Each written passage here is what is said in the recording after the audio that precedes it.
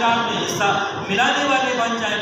اور اسی طرح قرآن کی تعلیم میں، دین کی تعلیم میں، درس نظامی کی تعلیم میں اور دینی ایکٹیویٹیز میں اپنے آپ کو پیش کرنے والے بن جائیں، مال کو پیش کرنے والے بن جائیں۔ آپ انشاءاللہ اپنے ایمان کی نوعیت کا پیمانہ خود ہی دیکھ لیں گے کہ پہلے میرے ایمان کی نورانیت اور کیفیت کیسی تھی، رائے خدا میں دینے کے بعد مجھے اطمینان بھی ملا، سکون بھی ملا، اور دل کو نور بھی ملا، رب کی مدد ملی، حضور کی شفاعت بھی ملی۔ تو اسی طرح ہمیں کوشش یہ کرنی ہے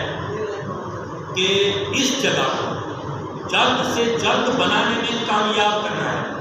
اگر ابھی آپ کے پاس پیسے نہیں ہیں تو بعد میں دیں گے، آپ بس آپ دکان میں بیٹھے ہوں گے، ادھر ادھر بھی کوشش کریں گے، تو اسی طرح دین کی خدمت کرتے چلے جائیں گے، دین کا ساتھ دیتے چلے جائیں گے۔ میں نے عرض کیا کہ دین کی خدمت کرنے میں، دین کا ساتھ دینے میں مال، پیسہ،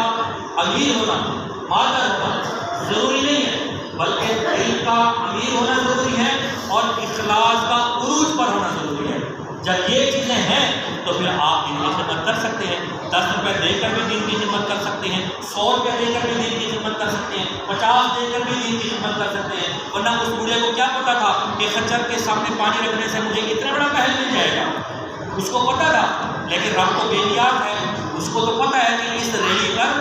مسجد کا سامان رکھا ہے، جو مسجد کی مدد کرے گا میں اس کے لیے جنت میں گھر بناؤں گا۔ تو اس بڑھیا کا گھر بادشاہ نے خواب میں دیکھ لیا، اللہ نے اس کو انعام تھا۔ تو آپ کی خدمت کرنے والے بنے، پھر آپ مجھے بتا دیکھیں اللہ کی ذات کو دیکھیں، اللہ کے کرم کو دیکھیں، اللہ کی بے نیازی کو دیکھیں۔ جب وہ دینے والا حساب نہیں کرتا تو میں حساب کر کر کے کیوں دوں؟